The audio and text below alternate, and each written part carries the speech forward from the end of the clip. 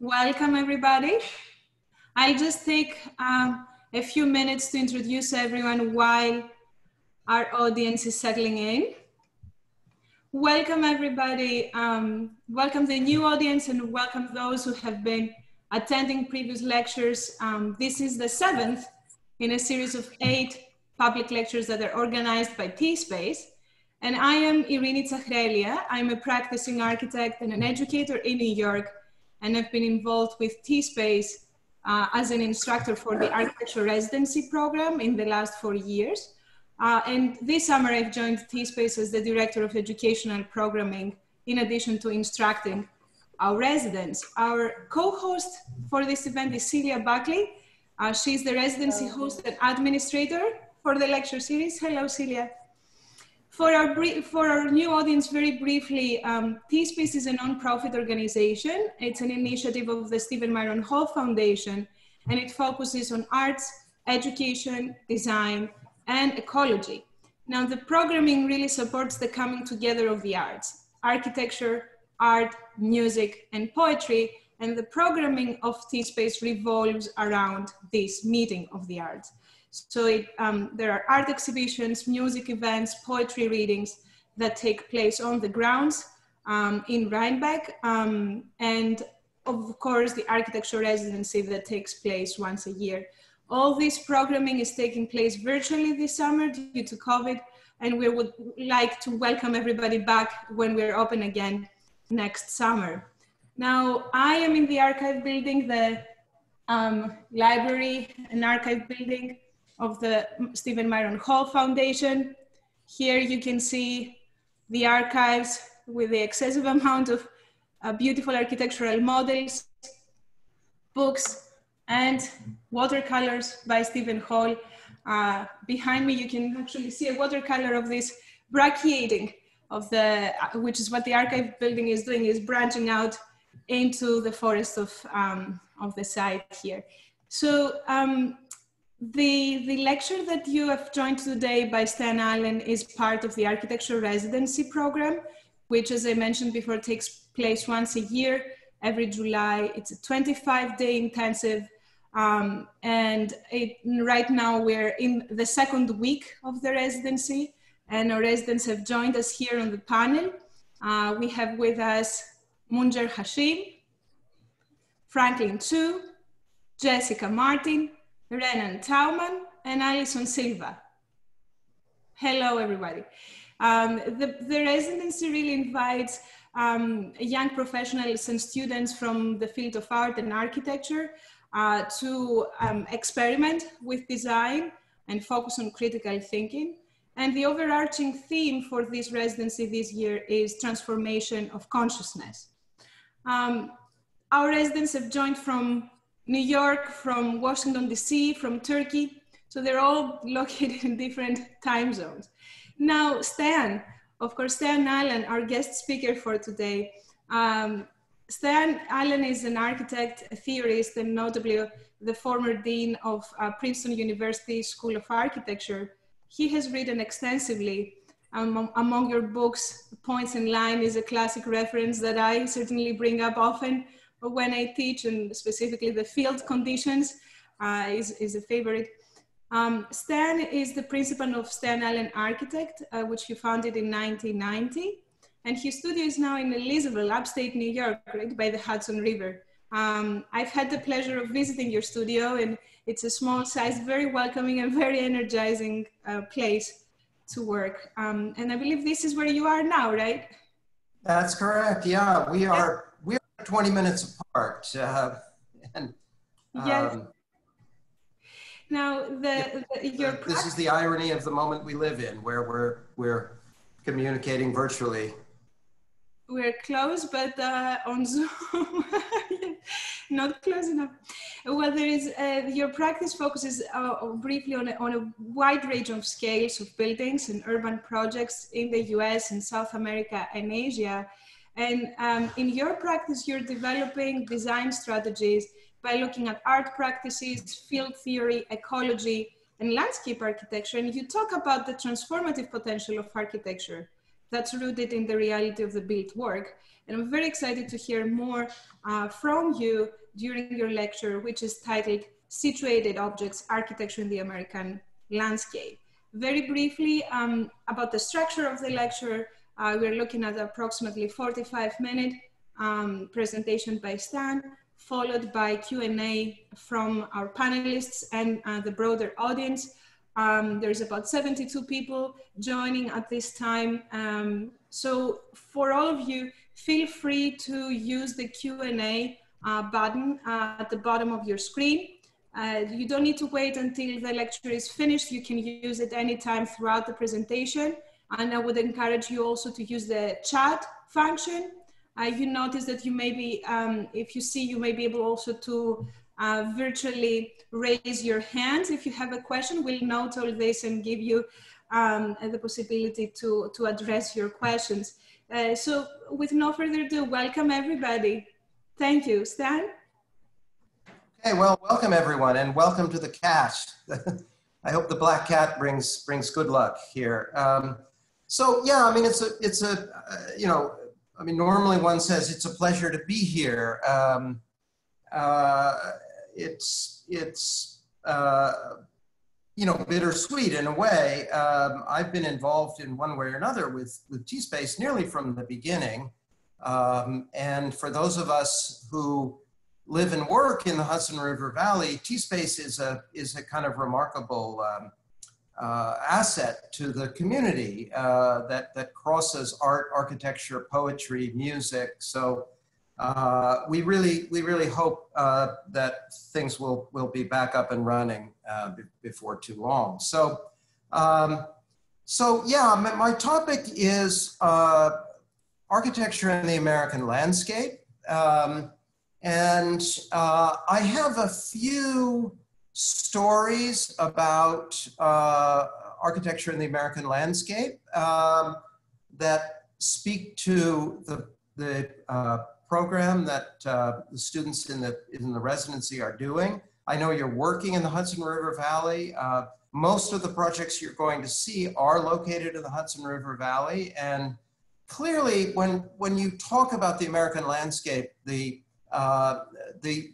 reimagining of the American landscape through the Hudson River School painters is certainly an important episode there. So I'm going to start by telling a couple of stories about landscape. I also have a lot of slides. To be honest, I'm not sure I'm going to get through it in 45 minutes, but I'll try and go quickly so we have some time for discussion. This is a photograph by Stephen Shore. If you don't know that name, I would encourage you to look at his photographs. It is obviously a photograph of the American West, but it's also a photograph taken through a kind of way of seeing the landscape that no longer idealizes the landscape. It understands that the landscape is has been photographed and represented here, the juxtaposition of the billboard with the actual views, the fence, the dirt road in the foreground. Stephen Shore, brilliant photographer who in fact lives in Tivoli, New York, lives in the Hudson River Valley, really, I think, understands how landscape today is a complex and contested territory. So I think it's very important to say that landscape is the place where culture and nature meet. Politics, society intersect with large questions such as climate change and ecology on the landscape. So it's something that I think we deserve to pay close attention to and learn to read the landscape and understand its relationship to architecture. So now, when we specifically talk about the American landscape, there's this sense of the expansiveness of the landscape. Clearly, Stephen Shore is looking at that when he photographs that Western landscape.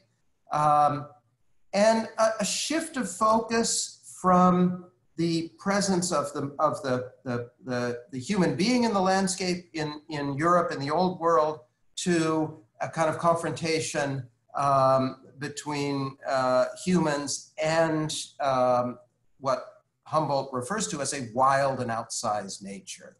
Now, there's an interesting and long history to that.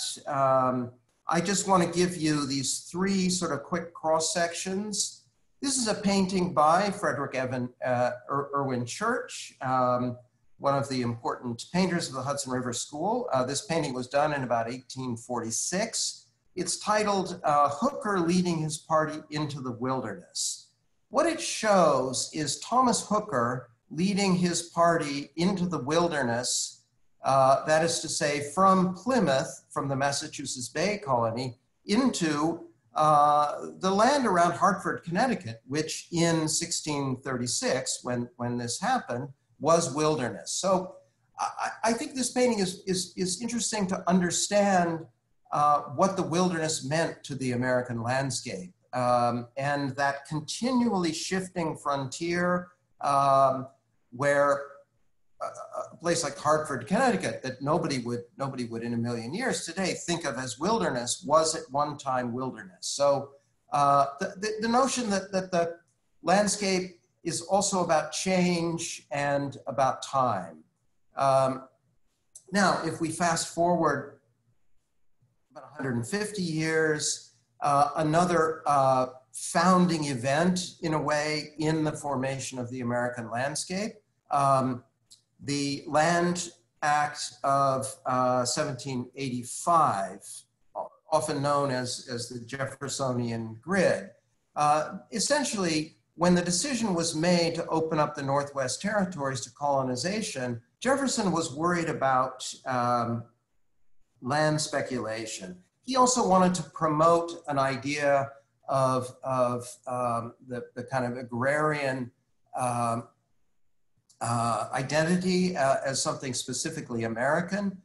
In other words, an identity that would be based around farming and small towns rather than cities. This is the famous Federalist debates with Alexander Hamilton.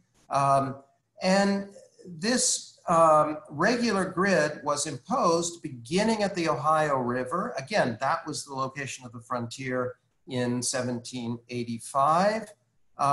And eventually extending across the entire country. So this kind of extraordinary act of surveying and measuring the land and creating this regular democratic grid that inscribed Jefferson's agrarian vision on the landscape, again, is one of these kind of extraordinary characteristics of the American landscape. Created a kind of sense of pattern, measure, and in fact, it intersected various natural features in the landscape that would not be subject to the regularity of the grid.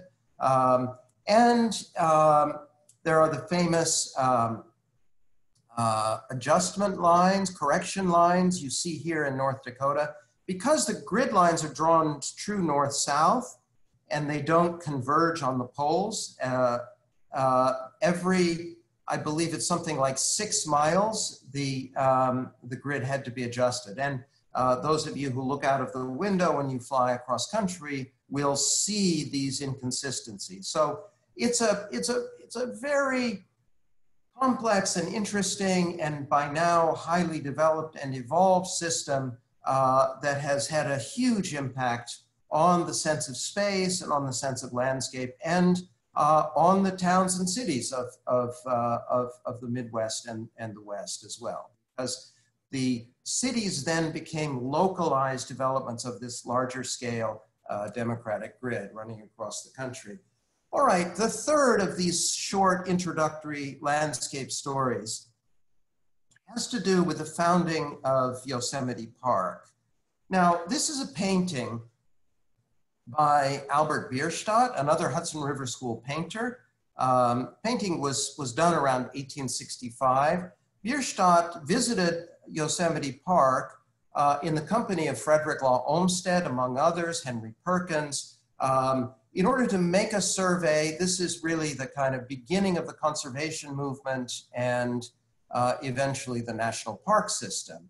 And what you see here is apparently in the foreground, a very calm, picturesque, almost park-like environment. You see the horses of the party grazing on the field, you see ponds, you see trees, you see meadows, and then of course you have the dramatic Rocky Mountain landscape in the distance.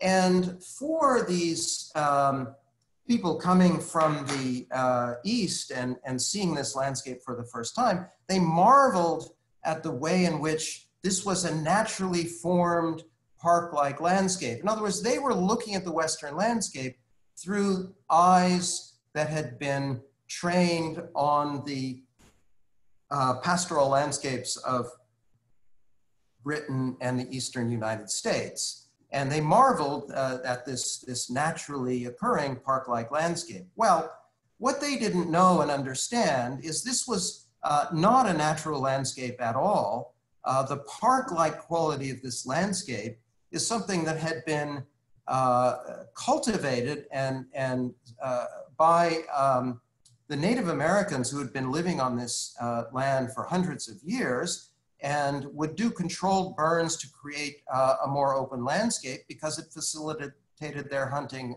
and gathering. But they were in a way blind to this human presence that had already been on the landscape. And in fact, when they said it was a park-like landscape as if it had been constructed, well, in fact, it had been constructed. So again, this is a little bit what I mean when I say that landscape is a kind of contested territory, that the different patterns of occupation, histories of occupation, the way in which landscape has been shaped over time by different parties. And of course, those Native Americans were ultimately excluded from the landscape, even as it was preserved as a national park. Any of you who are interested in looking into this history further, there's a brilliant book by Rebecca Solnit called Savage Dreams. I would recommend it. So I'm going to move on to discuss some projects, but maybe I will just take a quick look at the chat. I don't see any questions, so I'm going to move on and begin to show a series of recent projects that speak to this relationship between architecture and landscape. Now, this is the cover of a book, which is in fact going to the printers this week. This has been my COVID project in a way. I've been working on the book for about 2 years. The book gathers together the small-scale projects finished over about the past 7 years, mostly located in the Hudson River Valley, and presents photographs of the built works, drawings, and texts around those issues. So just briefly to set that up, what do I mean by situated objects? I am, of course, if you think of me, you might think of me in relationship to a text called Field Conditions. On the right here, you have the Swedish translation of that text. That's a school of reindeer reacting to a helicopter overhead. In fact, this is something that I've spent a great deal of time talking about. Now, the issue with the field, as it plays out in architecture is, as Sanford Quinter suggests, fields actually don't contain any matter. That makes them difficult and problematic for architects. If you have a plate of iron filings and you apply magnetism to it, the iron filings will align themselves according to the magnetic poles. The filings are not the field. The invisible forces of magnetism are the field. So the different projects in the work that I've developed around field conditions, I would describe as an effort to make those invisible forces visible. And the most recent of these, 2016, is our contribution to the Venice Biennale. But I do want to emphasize that although I've been involved with landscape and fields for a long time, there's always been a parallel work that is dedicated to smaller scale works, to building, and if you want to object buildings. This is the house I did in Sagaponack. This is an unbuilt project on the right there. So if you want to sketch that out in the broadest possible terms, I'm certainly not going to go through this in great deal. The field conditions ideas emerged in the 90s and then were developed in partnership with Jim Corner around questions of landscape urbanism.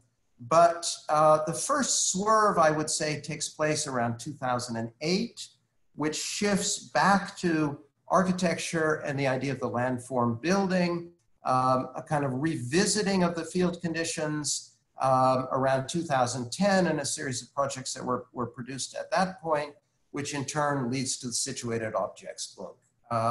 So this is what I was referring to as the field conditions revisited. This is a competition project from 2010 that works with some of the part to whole relationships that were characteristic of the field conditions, but also engages the kind of iconic form of the object. So when I say field conditions, in a way I am referring to a freestanding object-like building, but underscoring the fact that those buildings, particularly if they're located on rural or ex-urban sites, are always going to establish a complex relationship with other buildings, with the landscape, with climate, with any number of things beyond the limit of the building itself. So the building doesn't end at its walls. That's kind of fundamental to the notion of situated objects. Now, a secondary theme in this work, all of these buildings in one way or another are for artist clients. A number of them are artist studios. There's a house for some collectors, houses for artists. And that relationship between the space for the artist, this was a studio that I'm not going to show in detail, for the painter Peter Saul, and what happens in the studio. These are two of my clients. Peter Saul on the left, really interesting and important painter. I just had a major retrospective at the New Museum this spring. And then Marilyn Minter on the right. We're going to see her studio in a minute. For me, the radicality is what happens in the work. It doesn't have to be reflected one-to-one in the architecture of the studio. So in a way, the studio is a kind of empty canvas waiting for that artist to occupy it and engage it and produce work in that space. So the book Situated Objects is divided into three sections. The first of these is called Outbuildings, and it refers to the notion that even if we think about these independent buildings, they always exist in this relationship to other buildings. So to think about in this way, the difference in sense between doing urbanism and working on rural sites is not so great. And in fact, in any number of these cases of the buildings that I'm showing, they are either additions to existing buildings, they create larger complexes. So there's always a relationship, again, almost an object and field relationship that happens within the project. So this is, in fact, the house and studio for the painter Marilyn Minter. It's about 45 minutes south of here in Beacon, New York. This is the site. It's a wooded 5-acre site. The house is to your left and the studio is to your right. Now, there's an interesting story. In this case, I'm making an addition to a project that I built earlier. On the left, you see the first house that I built for Marilyn and her husband, right around 2000. Modest house at that moment. And then the clients came back to me recently asking for an addition that would accommodate studio, a new entry.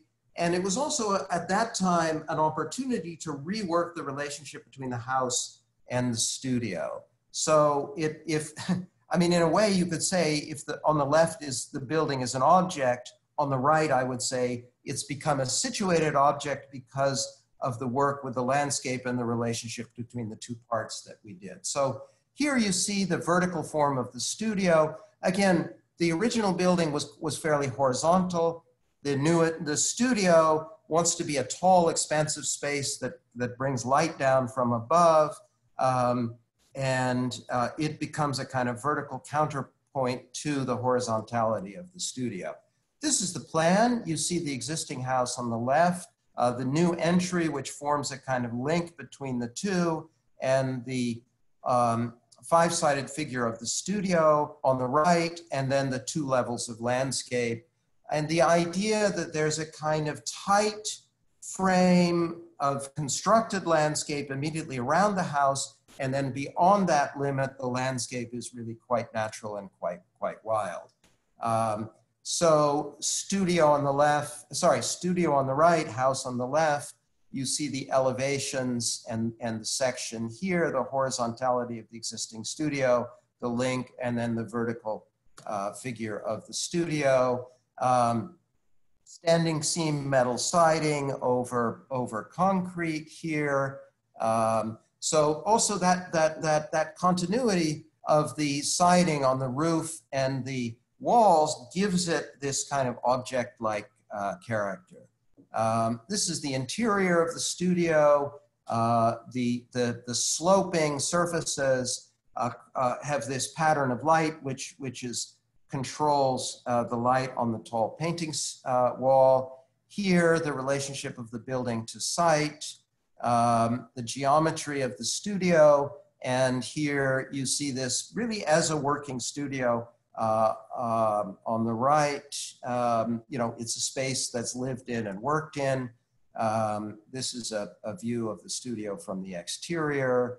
And here you see those two levels, the upper structured courtyard, lower entry courtyard. And this is a photograph taken quite recently. You see the way in which the building has almost been kind of taken over by the very active landscape. So if that's the oldest project, this is the most recent.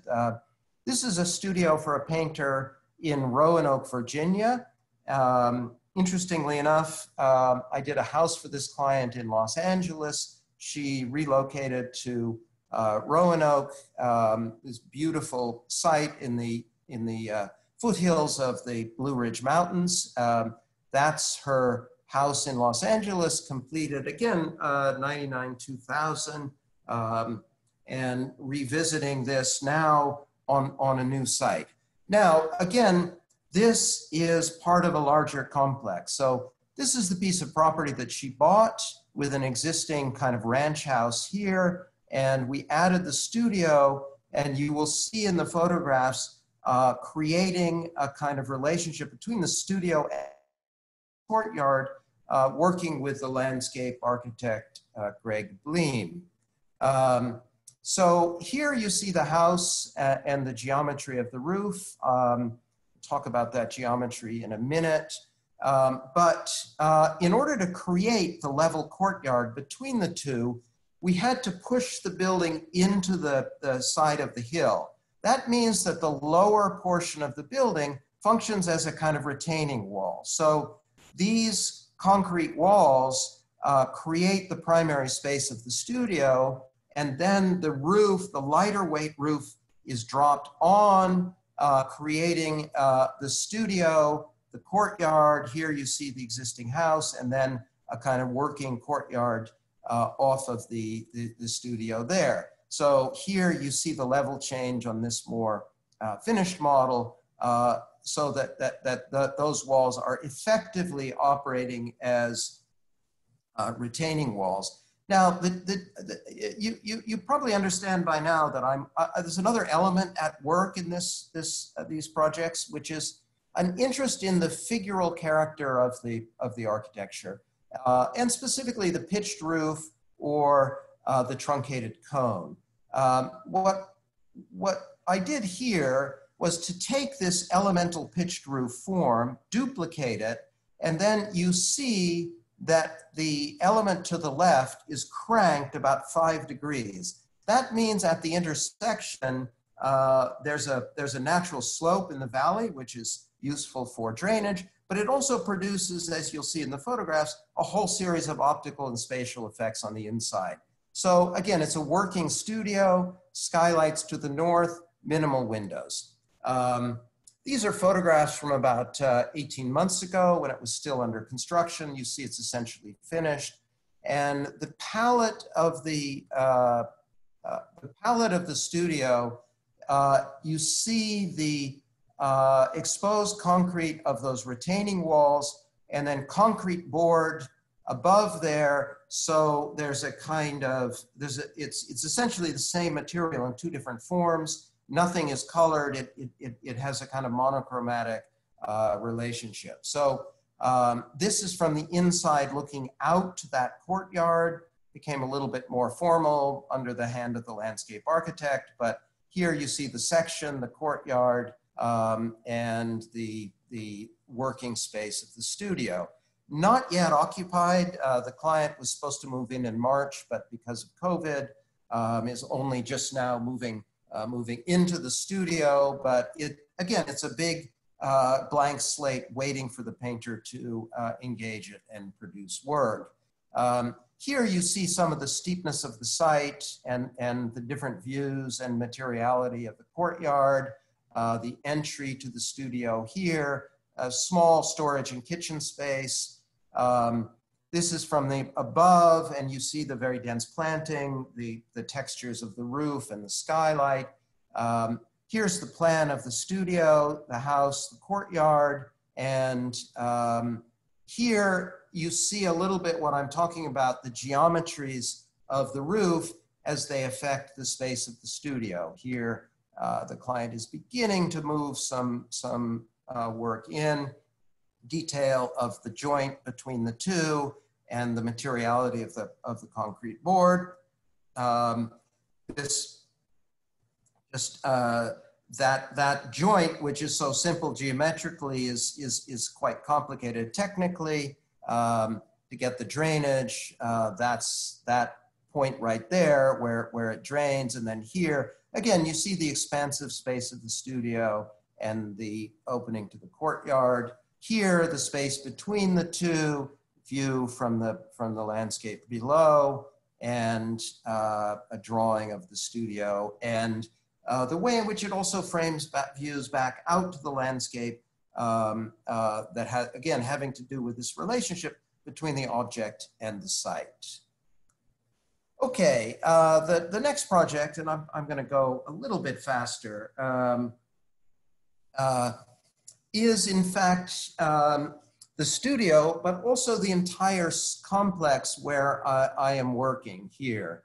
So this is the studio here. This is a barn, which is the studio my wife works in, some outbuildings here, and a proposed addition to the house here. So again, this is a drawing that underlines this notion of the situated object. Each one of these objects has a high degree of specificity, but they are set in relationship to one another and in relationship to the landscape. This is the studio. The plan of the studio is a five-sided figure, and the roof line is misaligned with that plan figure, which is what creates the geometries of the roof. It's a double height space.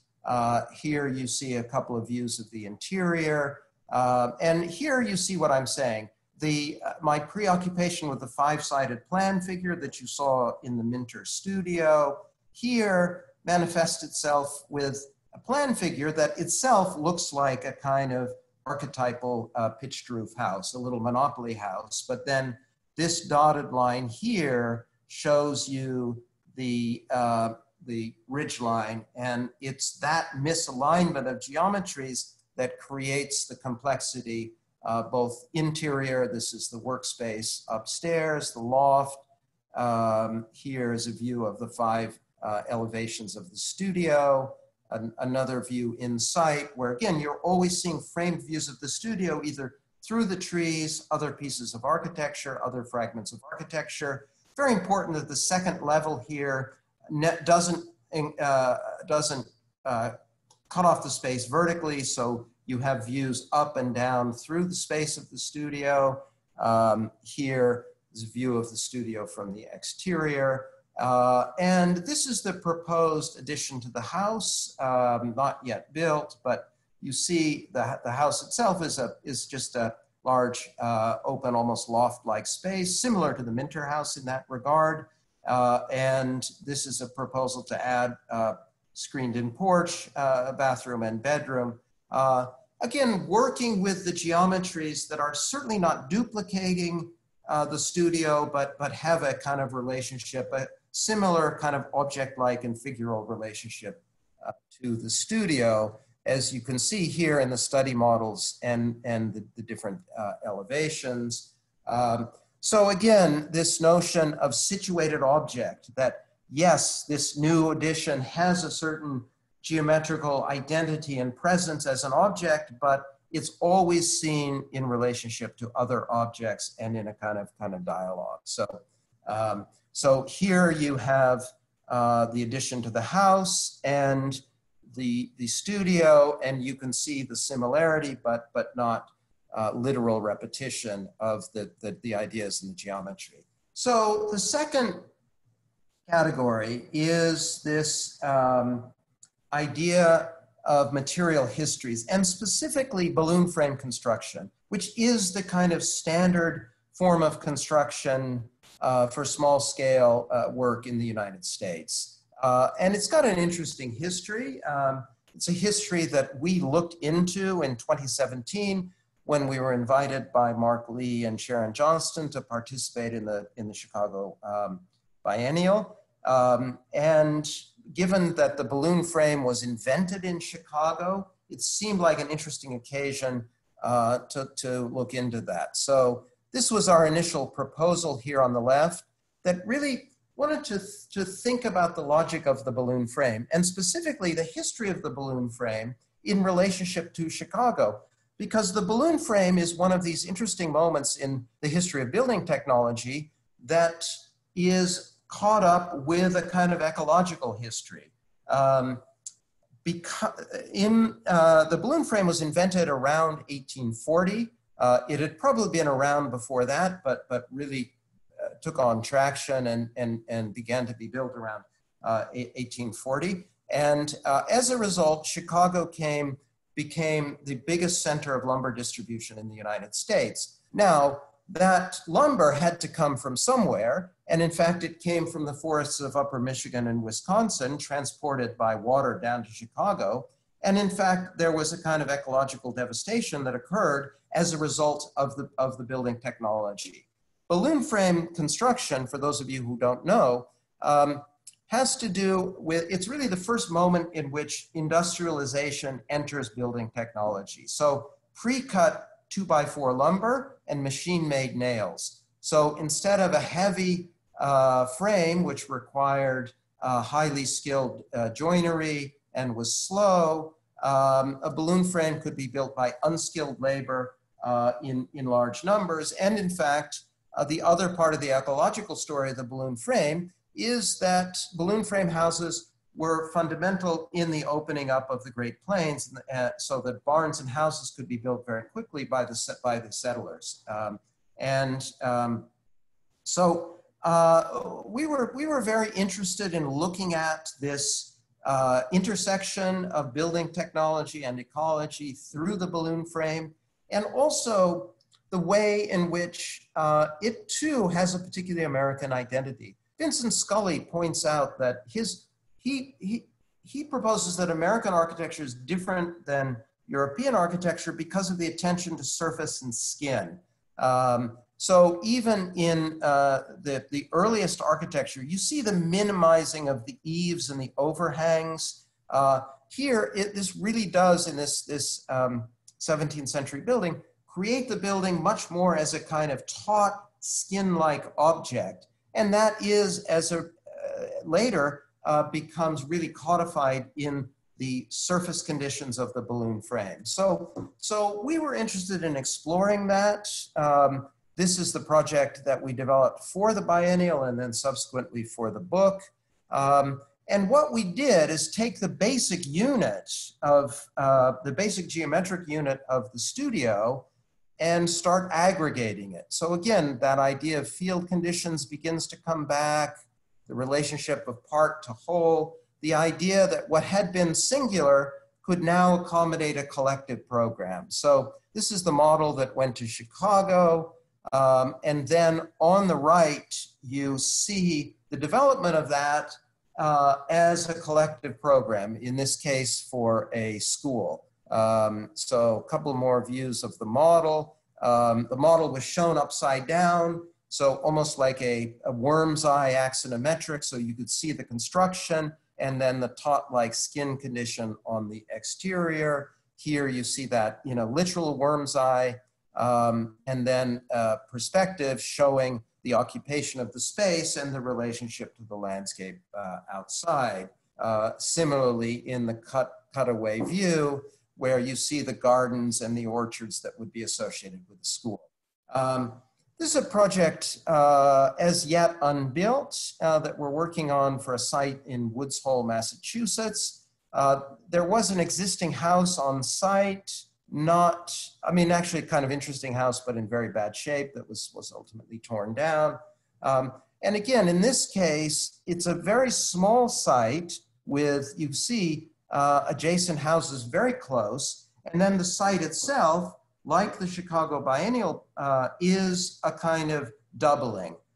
We take, in this case, two forms and we aggregate them together, rotated according to the geometry of the plan. The sloping site is accommodated with a kind of split section. Again, that gives you this play of surface and skin and frame. Here are the two plans. You enter here, living space on the right with a double height, and then on the lower levels, rooms for the children, and then on the upper levels in this volume here you see that level change here in the rendering as well, and then a kind of master bedroom suite upstairs here. And again, the idea that the geometry of these houses is familiar but unfamiliar at the same time, that we're taking this very familiar and almost sort of archetypal form of the pitched roof, and we're putting it into new relationships. Same as something like the fireplace, again, a kind of iconic element in the American house. So the last of these projects in the material histories category is another exhibition, also 2017, originally done in the gallery for the New York Institute of Technology, and then reinstalled in upstate New York. So here you see the project in its original gallery condition. I was very interested in something that's too big to be a model and too small to be an actual building. In fact, this came from an earlier series of studies that we had been doing for a series of houses, and the one which we were most interested in, which was this one. And the object in gallery at NYIT is a 1:4 version of the large scale project. So again, too big to be a model, too small to be a building. So it had a very particular relationship to the viewer, which you will see later. So there is the object on the left as reinstalled. That's the plan within the gallery. The idea that this object kind of crowded the space of the gallery was quite important to us. And again, it works with, in this case, the kind of exposed framing of the balloon frame, and then a kind of translucent skin that calls attention to this kind of ambiguity of inside and outside. We refer to this as the ghost shed, because the different lighting conditions give you different conditions of transparency and opacity. When the light strikes it, it's opaque. When the light is beyond, it has a transparency. And again, using the worm's eye axonometric to show the construction and this relationship between skin and structure that is, in my mind, very particular to the American architecture. Here you see that in the form of the object itself. And one of the things we liked about this, and here you see the weirdness of the scale, it became a kind of social object when it was set in the field. And kids would play in it, you could go inside it, and it becomes a kind of enigmatic object in a field. So, okay, so the last, there's one Q&A. Let me come back to that question at the end.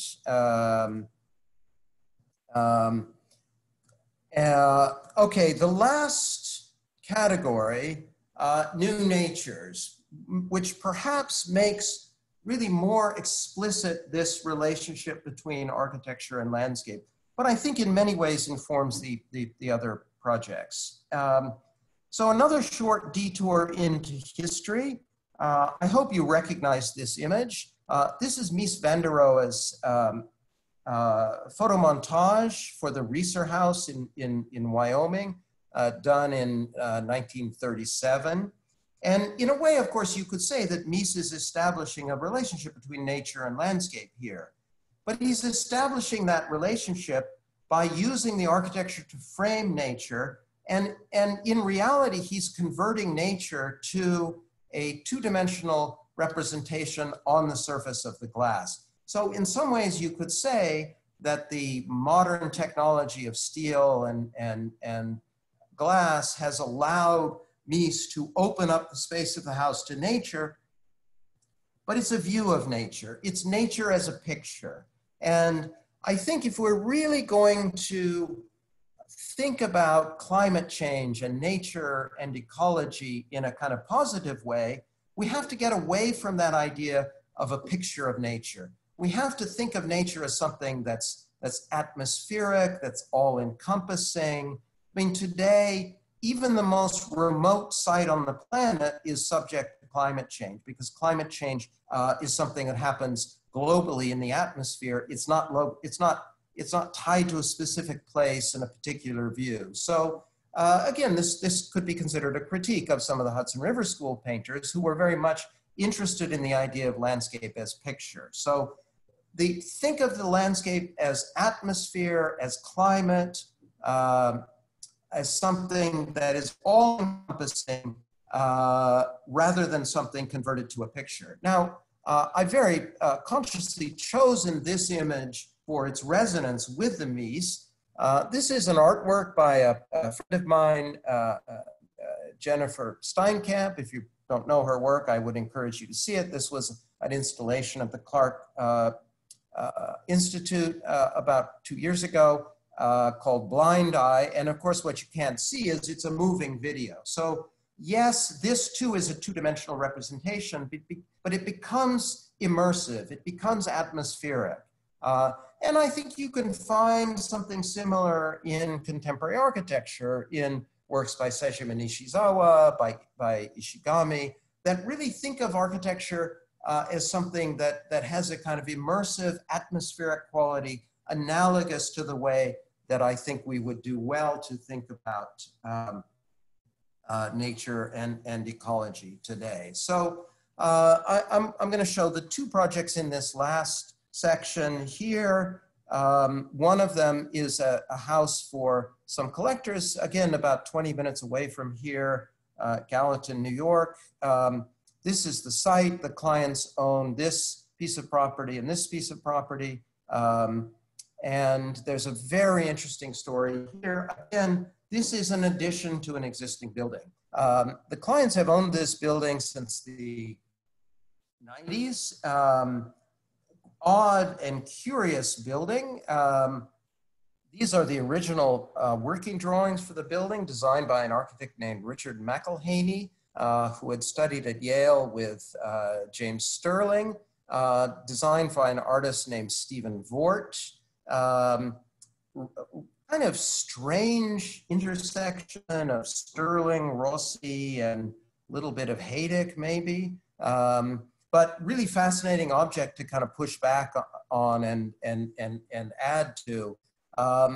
These sections are not really accurate to the way it was ultimately built. In fact, it was built by the artist himself, and between you and me, very badly built and required extensive reconstruction when we added to it. But we really loved the weird, figural, iconic character of this. And in fact, that became a bit of a dilemma because you know, initially we started looking at very active roofscapes, but ultimately decided the best way to add on to this was to let the figural energy be invested in the existing building and create a kind of neutral foil. So this is pretty accurate to what we ultimately built here in this study model. And then here with the proposals for the landscaping, not all of which has been executed to date. But we really wanted to in some ways, let the figural energy of the building come to the foreground. So this is the ground floor plan. You see we've opened this up. The clients are art collectors, so this 36-foot long wall, very important feature of the space. Here you see a little bit the challenge of the construction. When we excavated and discovered these columns were actually hanging in space, basically the clients wanted all of this structure cleared out of the space, so it became almost a kind of surgery on this existing building here. And this is the fairly old shot, but again, before any landscaping. But you see that relationship between the old and the new here. And then the kind of atmospheric, open quality, very empty quality of the interiors. Here, the metal skin of the new addition, contrasting to the painted wood of the old.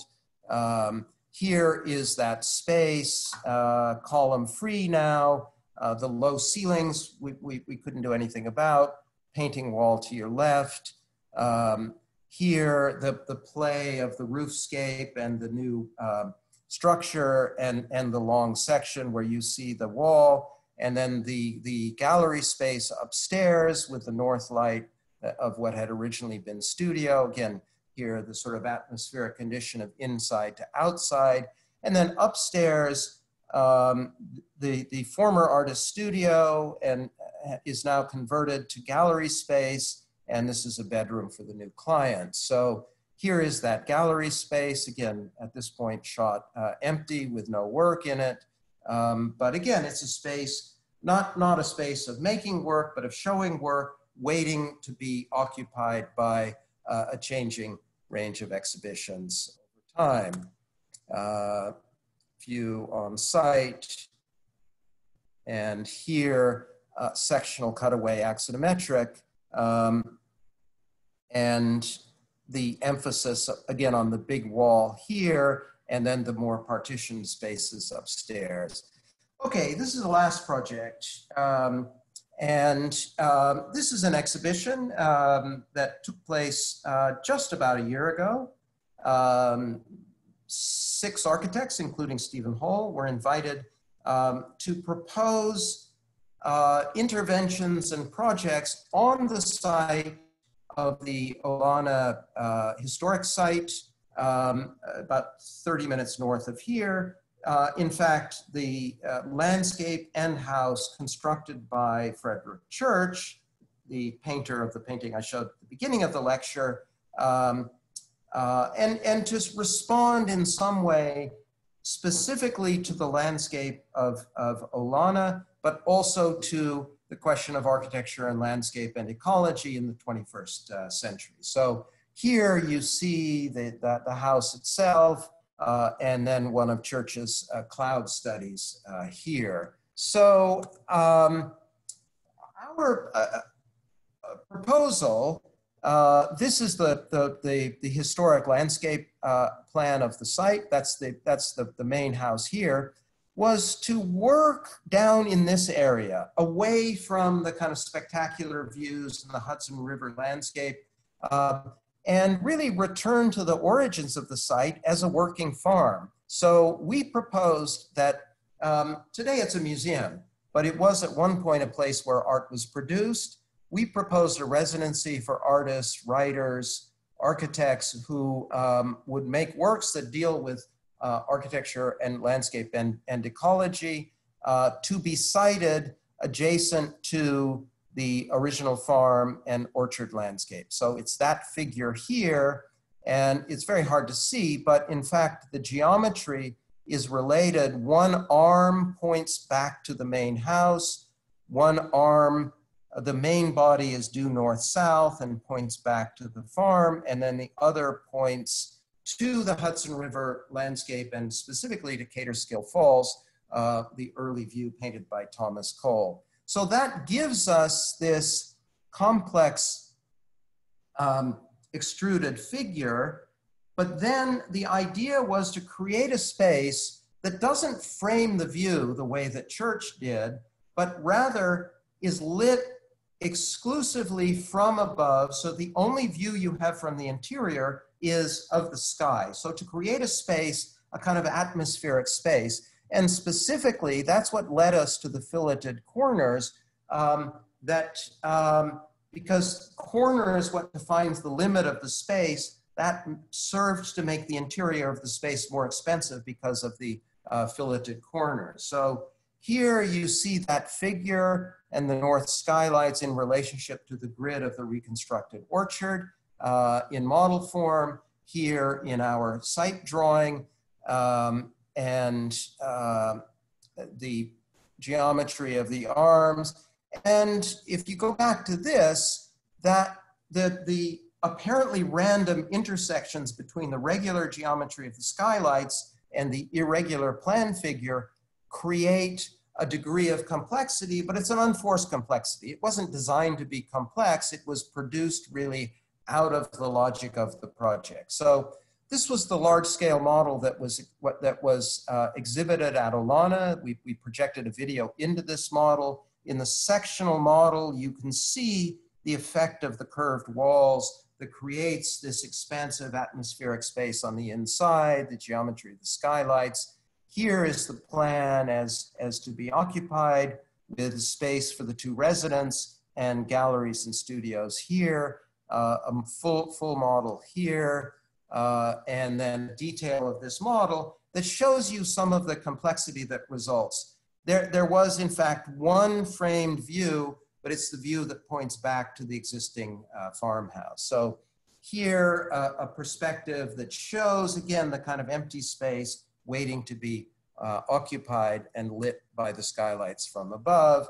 And then here in a photograph, and then in a model, the cutaway axonometric, you know, the kind of surgical cutting that shows the structural geometry. The skylights are trusses that also frame the space to allow it to be column free, the curvilinear geometries, the accommodation for the residents, and the framed view of the skies above. And then finally here, again, the building in the site, again, as a kind of situated object in relationship to the natural landscape of Olana, the constructed landscape of the orchard, and the existing structure at the top of the hill, and our building occupying the lower, the less spectacular ground, but the working ground of the orchard below. Okay, so I end with this scene, which is the space that I'm in.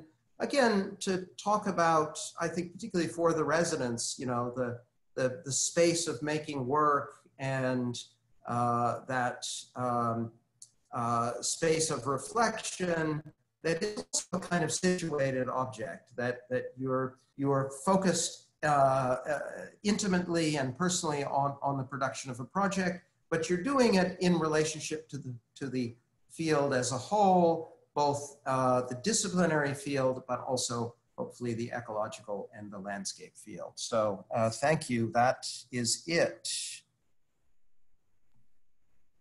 Thank you very much, Sam. Thank you. You missed the applause a little bit. you don't get much of a response, do you? But So listen, let me go to this first, hey David, how are you? It's a very good question. Why this particular form of representation, the flattened 90-degree axonometric? It's a form of representation that, of course, has a very specific history, which,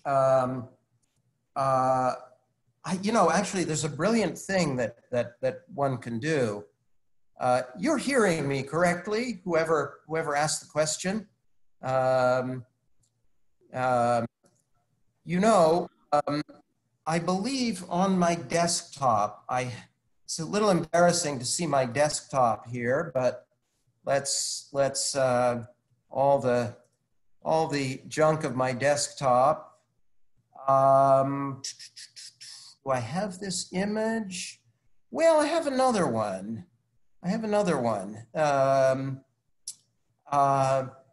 love these drawings from the 19th century. I showed an image of the Mount Lebanon Quaker village, but here, this somewhat naive way of showing again, you could say this is an object building, but it's also projected. Are you sharing something on your screen? Oh, sorry. I have to share my screen again. Sorry.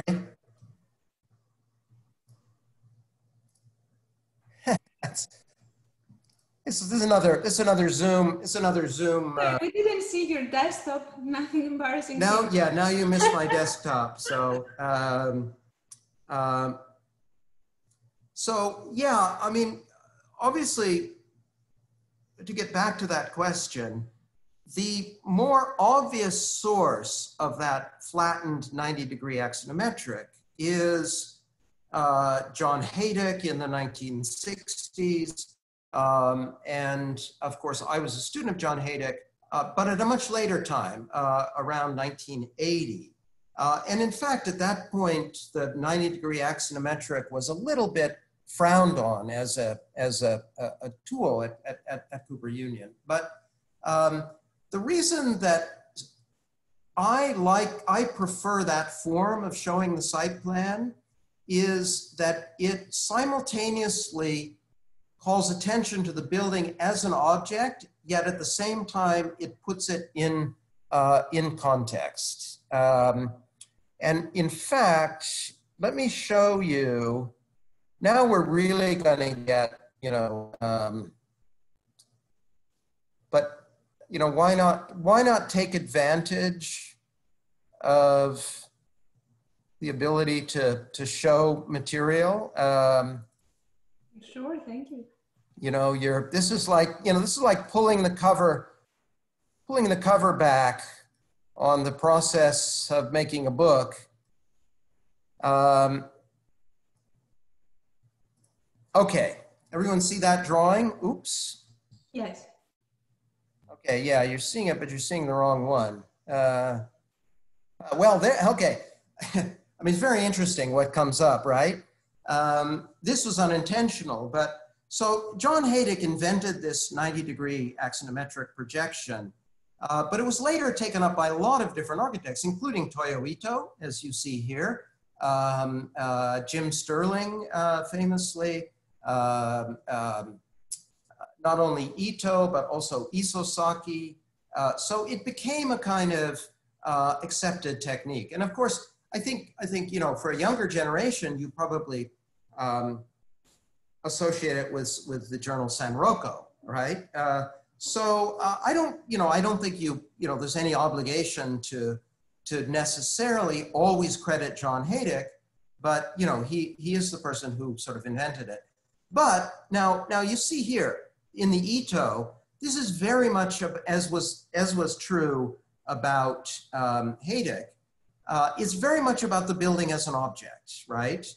So, but there is another category of drawing, such as this. And now this drawing was done in 1924 by Sigurd Leverance for the Woodland. Oh, I don't know why that keeps jumping. I mean, these are nice images too, but let's just, I don't want a slideshow.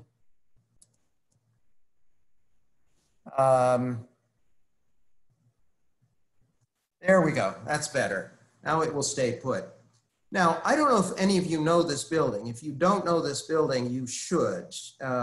Sigurd Leverance's Woodland Chapel, part of the Woodland Cemetery done by Asplund and Leverance. I mean, if you want to talk about architecture in relationship to landscape, the Woodland Cemetery is an absolutely kind of fundamental starting point. So the Asplund Chapel is perhaps a little bit better known, but this rather strange building here, done by Leverance, is another really extraordinary building. So it's a couple of things about this building. I mean, it's a very weird and interesting building, in part because it is at the end of a long axis in the cemetery, and Leverance originally wanted to face the building this way, but that would have been against the wishes of the church, who wanted to orient the building east-west in accordance with typical practice. So he ends up with a portico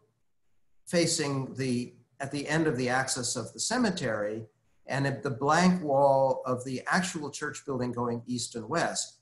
So, but again, you could say, now, is this an anticipation of Haydick 40 years in advance? Or is it more similar to that sort of naive shaker done in the middle of the 19th century? I would say it's somewhere between the two. And so this is a rather long-winded and digressive answer to that question, but it's an important question.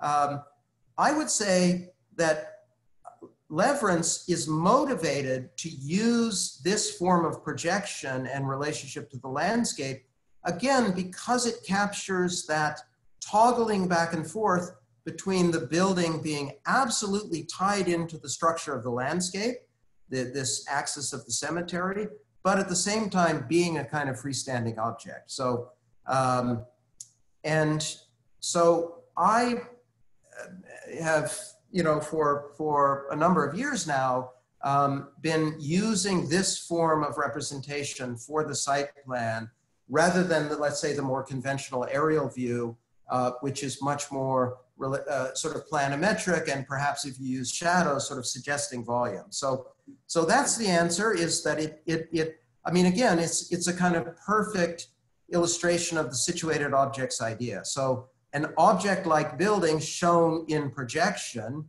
right, like Ito and Haydick, but also put in context. Here, I believe in revealing my sources. So, the drawing for the Olana is a kind of homage to this drawing by Stanley Tigerman for his hot dog house. I believe if you reveal your sources, it doesn't diminish your originality. It says you're working in conversation with other people working in the discipline, either your peers in the present or the discipline, the history of the discipline in the past. So then David had asked a question. Stan, one. Yeah. In addition to what you were saying, maybe, and the use of color also in the way of representing, it talks a little bit maybe familiar and the unfamiliar. You spoke about familiar and unfamiliar quite a bit today, and the ambiguity between there.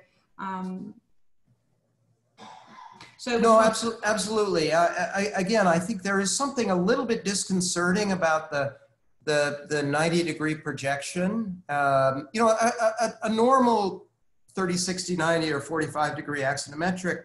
I mean, again, in terms of the history of representation, the important thing about axonometric is that it is both measurable and pictorial.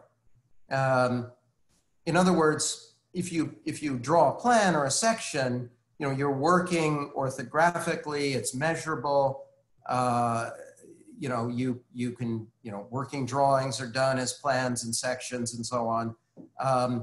You don't make a perspective as a working drawing, right? Because a perspective is a view.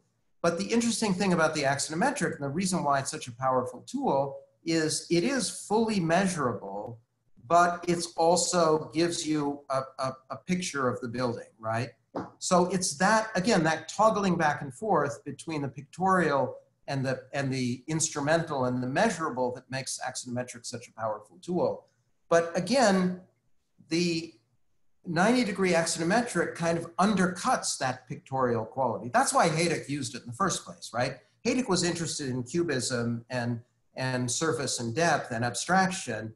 And, particularly if you look at the diamond houses, they're very abstract. So he wanted to get away from the pictorial quality of the axonometric, and he did that by using the 90-degree axonometric, right?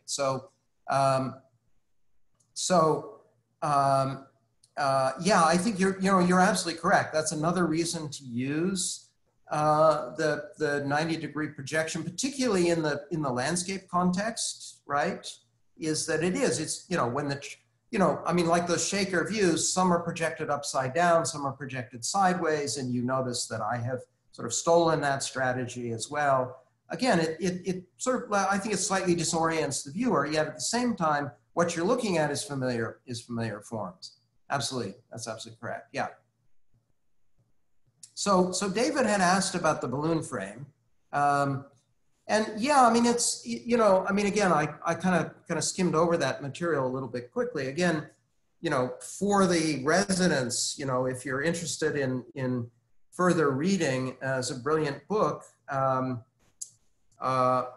called Nature's Metropolis about the history of Chicago, where you can read about the sort of much more detailed ecological history of the balloon frame. And of course, I'm forgetting the author's name, but you guys all have Google, and you'll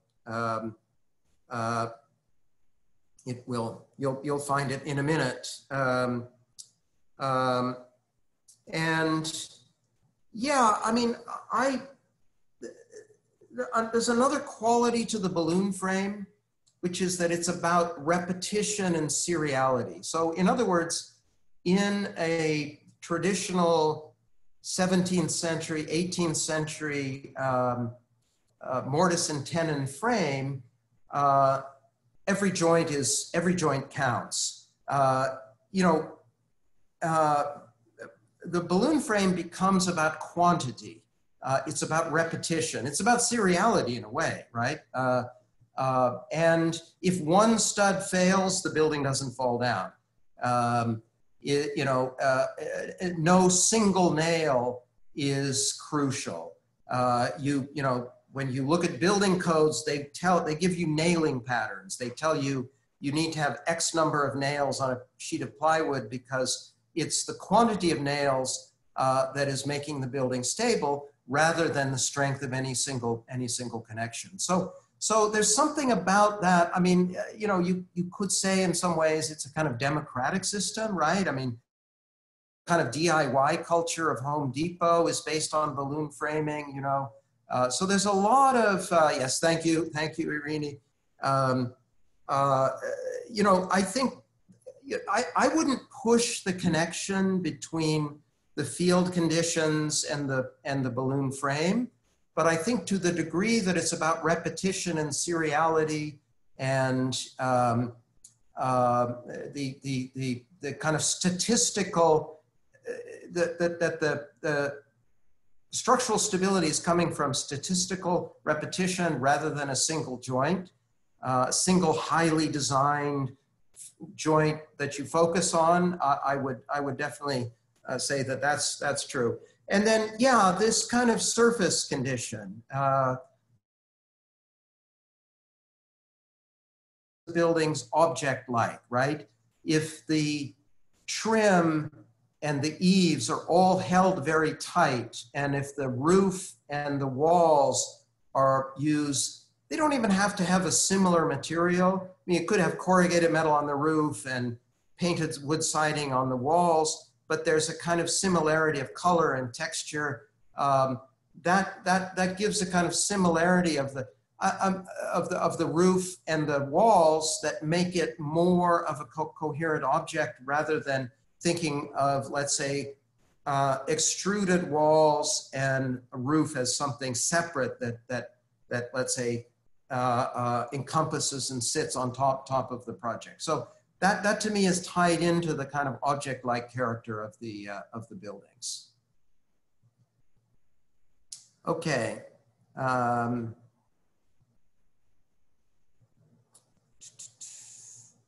Yeah, I mean, that's an interesting question about the, you know, what happens when the Jeffersonian grid meets the irregularities of landscape. You know, I hadn't thought about this, but I think in the larger context of, I mean, certainly you could say that the instrumentality of the Jeffersonian grid of the 1785 Land Act was really about the expansiveness of the landscape, the endlessness of the landscape. So yes, I think that is correct. And also that it's instrumental. I mean, it was not about creating a pictorial landscape, right? It was about measuring the landscape and occupying the landscape. So I think the answer is yes to whose question was that? Dhruv Mehta. Dhruv, yes.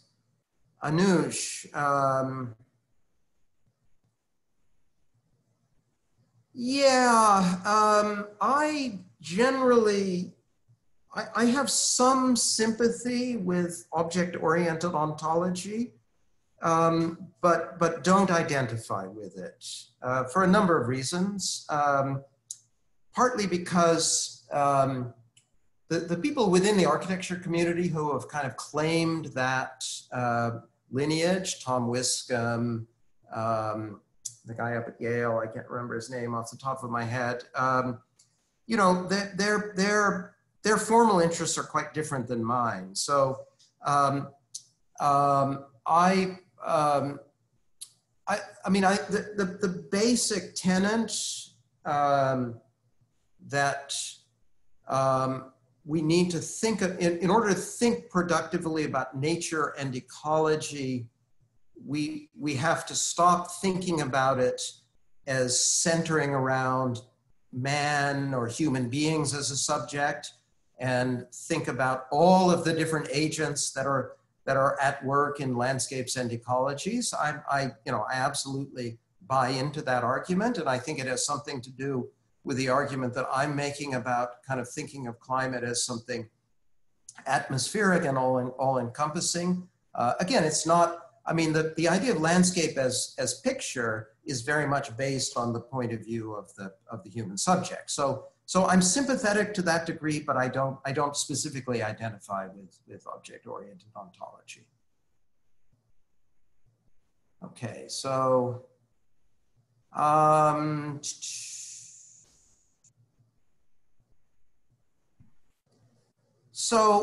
the grid, again, short answer is no about the grid to Marina.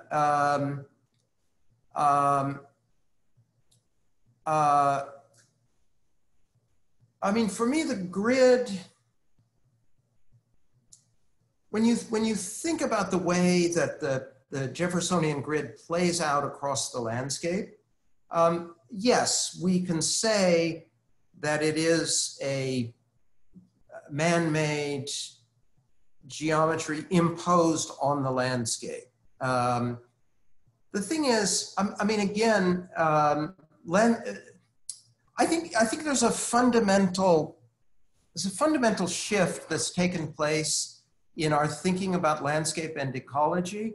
Sorry, I'm going to revert to another kind of history lesson here.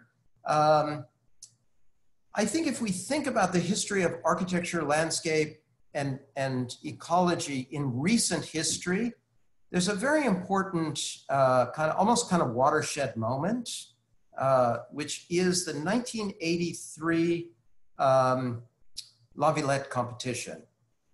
And it's actually kind of interesting, right? I mean, that to you guys, that sort of seems like ancient history, I know. But it was really one of the first moments in which architecture as a discipline really turned its attention to problems of landscape. Not coincidental that the first and second prize winners, OMA and Bernard Schumi, were both architects rather than landscape architects. And in both the Schumi and the Kohlhaas project, there is a kind of ideology of exposing nature as a kind of construction, and particularly man-made landscapes as a constructed landscape. So, in other words, they were highly critical of the 19th century pastoral park that looked natural, but in fact was completely constructed. I mean, Central Park, for example, we visit Central Park and it seems like a kind of wonderful landscape, fields and meadows and trees. Again, you know, think about the Yosemite examples I gave, right? It's no accident that, you know, Olmsted was part of that Yosemite party. But in fact, Central Park is an entirely made landscape. It's made to look natural. So the 1983 La Villette competition was all about looking at that idea with a kind of critical lens and saying, landscape is a man-made construction. And therefore, both Schumi and Kohlhaas made very man-made kind of landscapes, right? Saying that, well, nature today will always be seen through the lens of culture. I think if you look at more recent work, and I would include some of the more advanced writings around object-oriented ontology here, and a whole series of interesting writers on ecology today, it's really to turn that lens around, turn that around and say, how can we look at cultural production through the lens of nature and ecology?